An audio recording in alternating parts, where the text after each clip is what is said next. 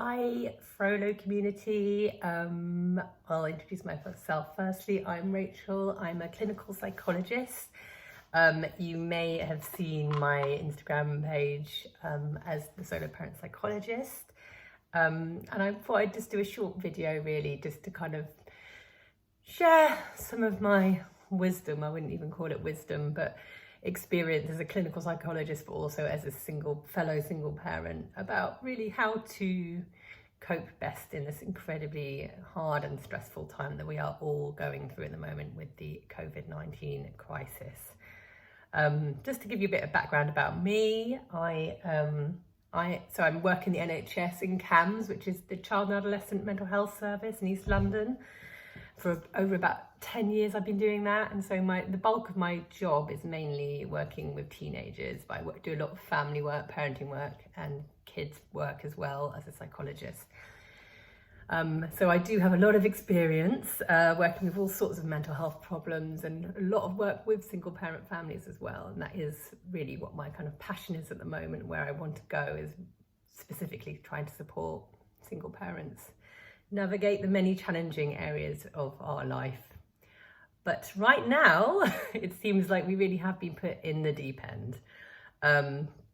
So yeah, I think it's a time to acknowledge really how hard this is, and particularly for people who, like us, are having to be parents, having to work, having to think about everything all at once while also processing this enormous pandemic. I wanted to say, like, for me personally, I am really experiencing for the first time being a complete single parent, in that I normally am a co-parent, and that my two kids' dad would normally take them for 2 nights a week, but due to his own health condition, he is completely unable to support me, and he's unable to see the kids at all, so I'm really with the kids 24/7. So for the first time, I'm really getting a sense of how hard that is, and my heart goes out to all of you single parents who are in this situation all the time. I realise how incredibly impressive that is, and what a challenge it is as well. And I think it's worth just pointing out that social isolation and what we are all being forced to do right now really kind of puts single parents in the most vulnerable of positions. I myself really rely very heavily on my support network, and I'm a big sort of advocate of the community. And for me, that was how I sort of survived. That was a previous survival strategy, really. I had neighbours and friends who would help pick up my kids, look after my kids, and I'm so grateful for that. And having that stripped away, again, makes me feel incredibly vulnerable. So yes, I guess what we need to think about then is ways that we can all help and support ourselves in this very challenging time. So the first thing I wanted to talk about was, how do we keep that sense of connection and togetherness and community despite being obviously in social isolation? I think quite a few people would say that they're using things like Zoom, and they're connecting with friends that way, and House Party and WhatsApp. And I think obviously if that works for you, absolutely, trying to keep those connections is so important. I also wanted to name the fact that I'm finding that I'm so done in by the time it gets to kids' bedtime. It's sort of 8:30 p.m, got the kids to bed, been working all day, juggling everything, homeschooling, blah, blah, blah. I have nothing left, and I cannot bear to face another screen and do a Zoom or any kind of conversation with anyone I know. So in that way, I've surprised myself, because I've realised that despite it being such an important thing to keep that social connection going, sometimes it's just another thing on your list to do, and the right thing may be actually just to switch off all screens and have a bath and an early night, which is something that I've certainly been prioritising. But with that in mind, how do you stop yourself from going completely crazy and really feeling very lonely? So my top tips for that is, try and get those connections in times when you have got energy. So for me, I'm finding that grabbing a phone call to a friend in the middle of the day when I've got I'm a bit more, they're getting a better version of me, quite frankly, is a much better way of doing it. Another thing that I'm finding is really restorative is when I do get to go out, whether it's with the kids or when I'm lucky enough to have a moment where the kids, I'm a key worker, so luckily I do get time when they can go to school, and I'm able to get out for a run or a walk. Just being able to see other people makes a huge difference. I acknowledge that for some people that isn't even possible. They can't even leave the house, and that's really challenging. But I'm thinking about, I think this is a time when we have to really think creatively. So whether it's, some people have talked about the front door or window chats that you can have with neighbours or friends. I think that can be amazing, and I've done that a few times. The social, really sticking with social distancing. There's no reason why you can't have that face-to-face connection at a distance. So that for me has been life-giving, actually, those kind of connections. And just really another thing I wanted to add in terms of that real feeling of community is just to really get power from the fact that we are all going through this together. Of course, that doesn't take away how hard it is, but there is a comfort, I think, in everyone experiencing a similar stressor, I suppose. And actually there is evidence, we know from research into trauma, that when people experience a shared, natural disaster, something like that, people actually have a better outcome because they are going through this difficult thing in a community together than when people experience things on their own, which I think is an interesting bit of information, because I think there is a power in that. It's incredibly distressing. We're all really scared. There's so much uncertainty. There's a lot to be afraid about. But there's also a power in the togetherness that this may bring and what may come out of it as well. So trying to sort of be there for each other, offer support to people that you know, even when you're exhausted, sharing how hard it is makes such a big difference and makes you feel less isolated, which I think is really important at the moment. My other big thing, of top tip, for which I share a lot of the young people that I work with, is to think about how much time, when we're really stressed and going through something like this, we spend in our heads. And what happens when you're really stressed or anxious or traumatized, which I believe we all are right now, is you activate this different part of your brain which starts firing and gets you sort of set into this kind of fight or flight reaction. I'm sure some of you are aware of. Essentially, your body gets prepped for danger, and we are in danger, so I suppose it is a valid response. But what happens as a result of that is you get incredibly tense. You've got this cortisol, adrenaline really running havoc for your body, and you kind of find your whole body kind of being stuck in this fight or flight reaction. And that can make you feel exhausted and really make it very hard to relax. It can also make your thoughts race, really hard to sort of think things through in a rational way. You kind of become quite threat focused, so you only really, when you're scrolling on your phone, you might only be zooming in on things that really just keep on talking about how awful things are, and things can just get really quite distorted or escalated when you're in this kind of frame of mind. So what I would say is try and take that time, as always, to try and get back into your body. And all that really means is pressing pause, I suppose. And I guess we may have heard this before, and it's talked about quite a lot by psychologists, but it really is a very important thing to be doing at the moment, which is just taking that moment. If you notice you're getting really stressed, you can feel yourself tensing up, you can feel yourself getting angry or losing your temper or getting irritable or emotional. Just take a pause. You can always take a pause, whether it's standing up or sitting down or stepping outside or just opening the window. For me, it's really helpful to just notice your feet on the floor and really just take a moment to feel grounded. There's a type of therapy called acceptance and commitment therapy, which I use quite a lot.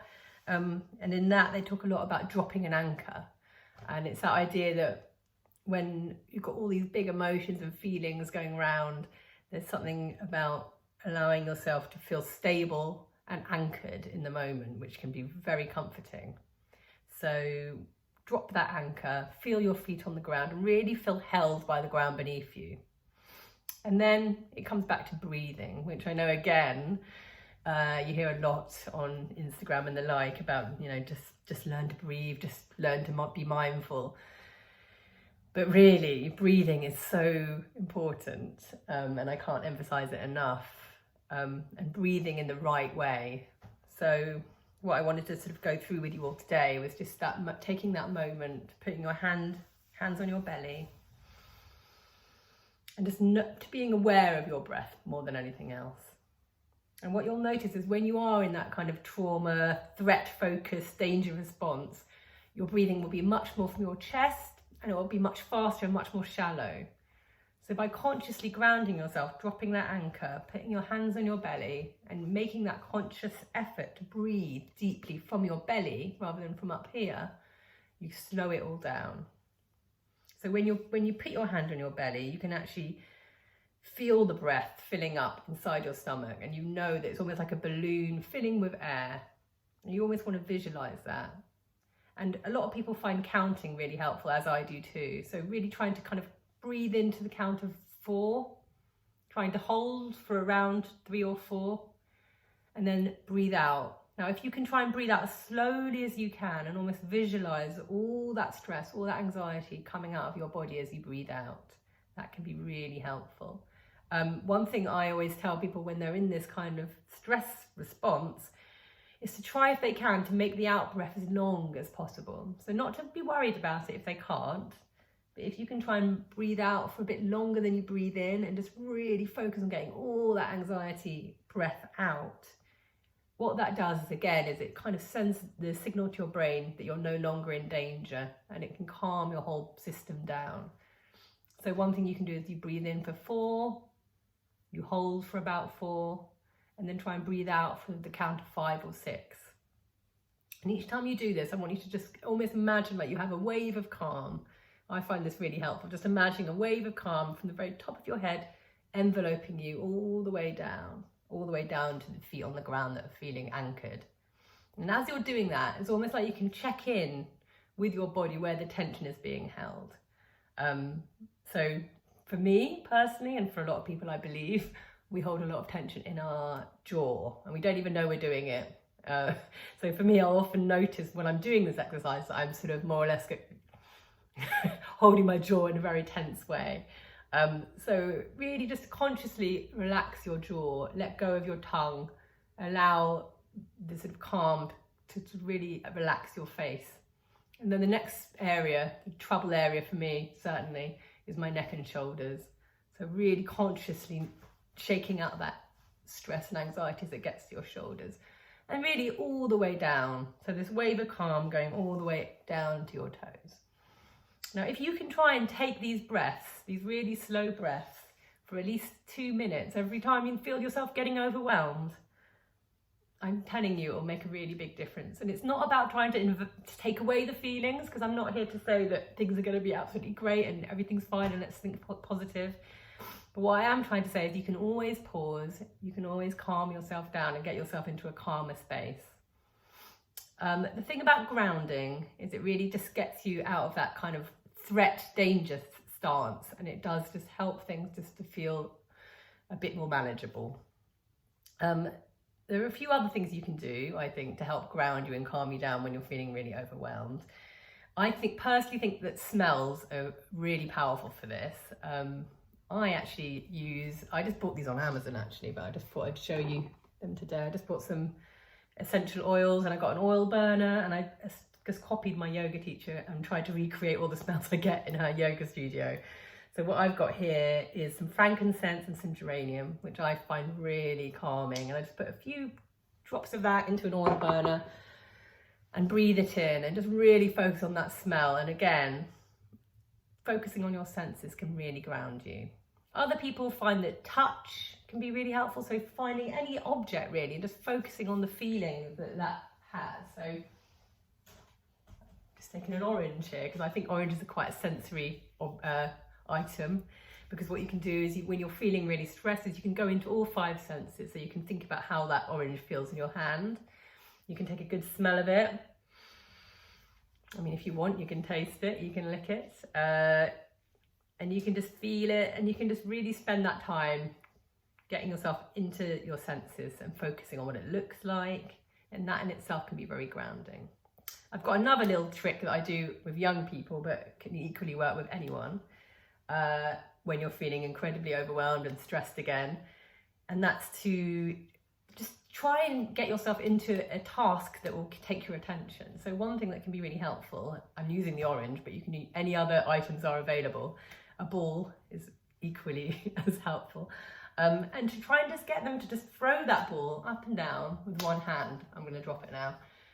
But the reason you do this exercise, and it's very good for when you're feeling really in a kind of trauma stance, is that you have to put all your attention onto that activity.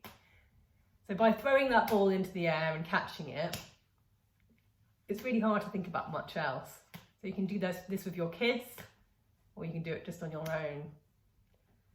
Extra bonus points if you do it with your less dominant hand. If you do the same exercise with your non-dominant hand for a couple of minutes, really focusing, it'll just help you get back into your body, back into the moment, and a little bit take away all that busyness from your head for a few minutes. So that's another tip.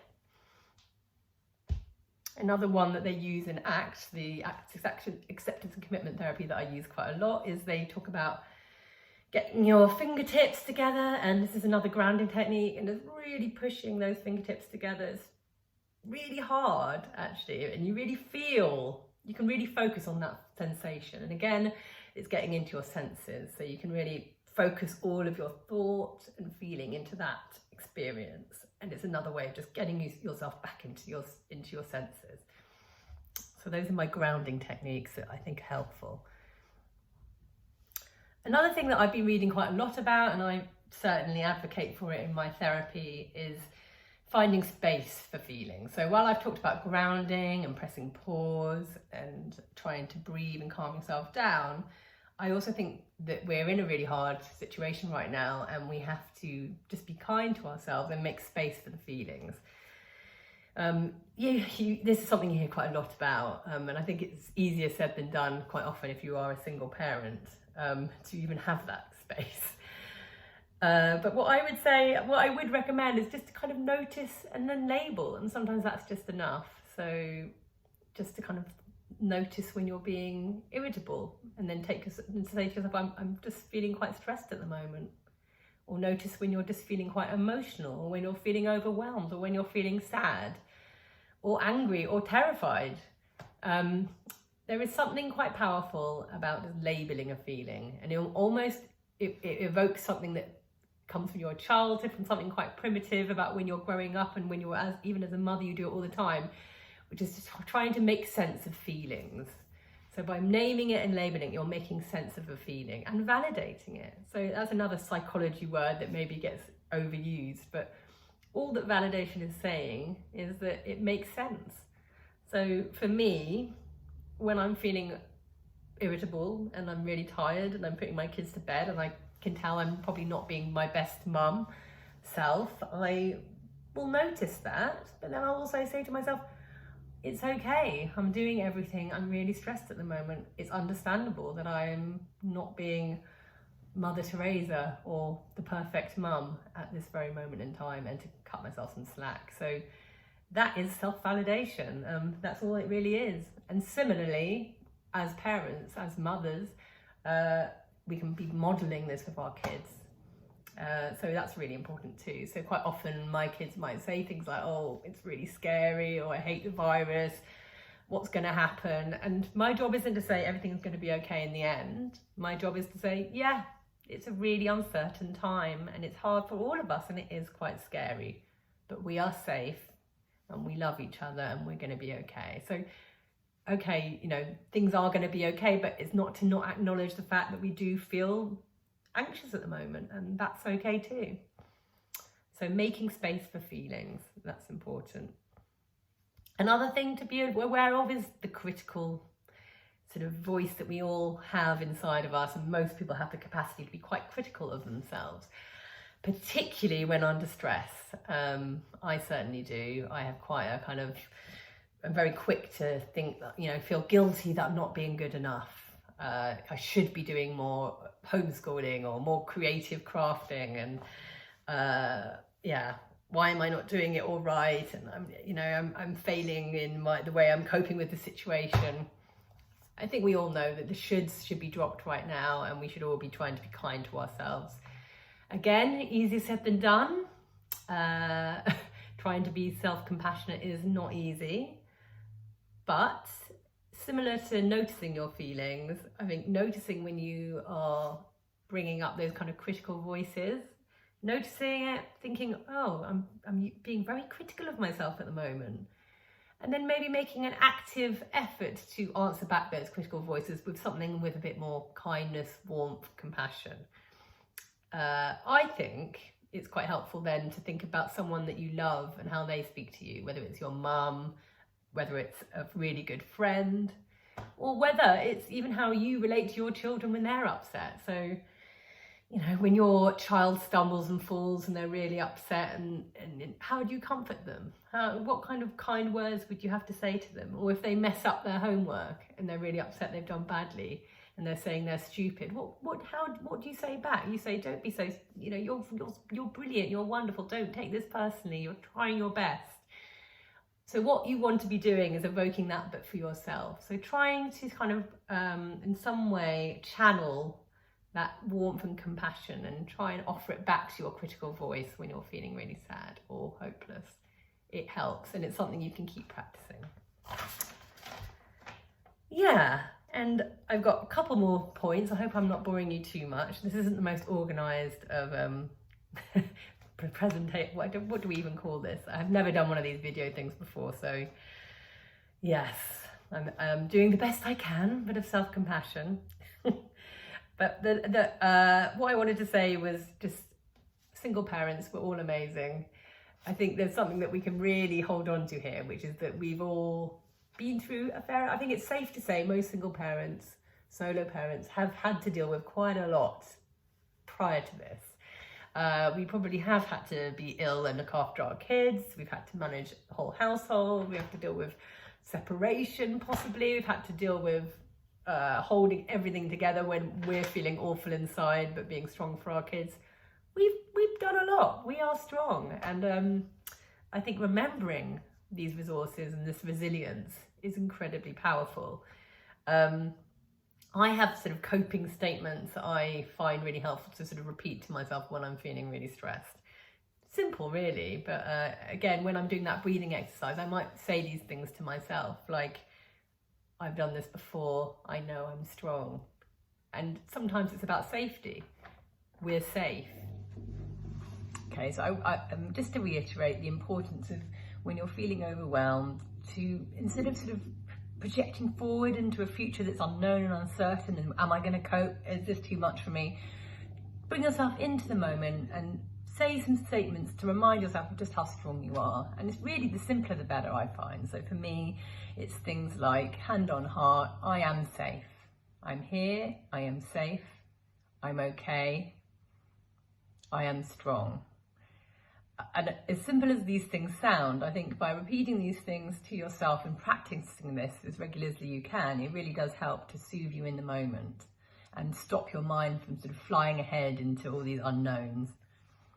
And I wanted to end today's video just to really emphasize the importance of practicing gratitude. I think that gratitude is something that can easily be sort of named a lot as something that's really helpful, but people kind of sigh and think it's a little bit cheesy, or, you know, here we go again, it's another kind of obvious hackneyed phrase.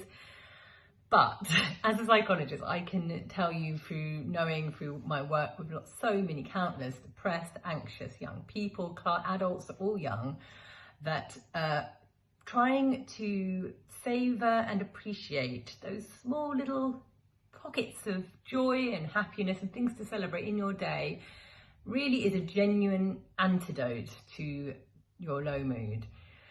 And I would say that even in the hardest of times, you can always find something. And it really isn't sometimes about the big stuff, you know, it's not so much about, oh, I'm so grateful to be alive, so much as the little things to celebrate. Like, I could give you some examples from my day.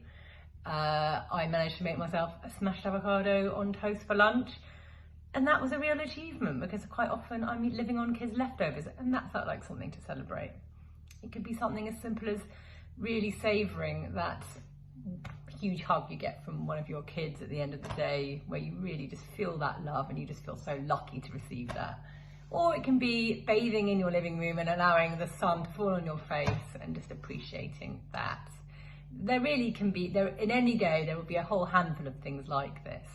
And I just wanted to say that as a single parent, I think it is, obviously, you don't need me to tell you the truism that it is incredibly challenging.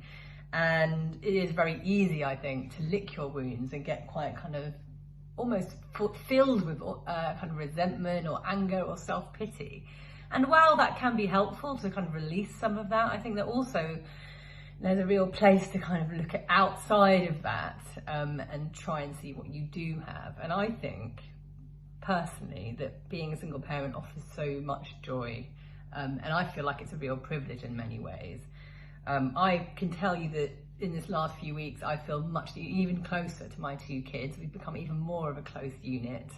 We're all kind of supporting each other. I can see them growing and our connection growing, and I think that's a magical thing. And I also think that having kids, it gives you that real sense of drive, a sense of purpose. And I feel very lucky to have that. I think, there's always a reason for me to get out of bed, to have that routine, to put that extra 110% into carrying on and finding things to do, because I want my kids to experience a rich life despite what's going on around us. I think holding on to that commitment and using that as a drive to push you forward is going to be build real resilience into how we cope with this pandemic.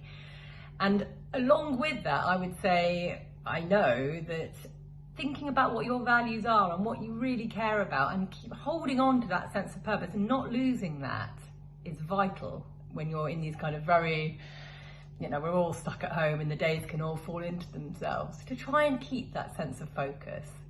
I think helping other people, however small that can be, or giving something back, however small that can be really make all the difference. So that can be obviously as a mother, as a parent, but it can also be, a phone call to another friend who's feeling isolated. It can be phoning an old person who's on their own, or volunteering in some way with your community, or making that extra effort to look after yourself. But these kind of values and sticking with them and committing to them are things that I think will really help give you that focus to keep you going in these hard times. But overall, I guess we've come to the end of this now. I just hope you found this helpful. I will try and think a bit more about more specific videos I could do, maybe about talking to kids about how to handle the big feelings that are associated with what's going on at the moment. Do let me know. Look at my page, the Solo Parent Psychologist, and please feel free to get in touch if you want me to cover any particular topics that could help. I'm really quite willing to do anything I can to support you guys. And good luck, everyone, and sending you lots of love and strength in this hard time. You can do this.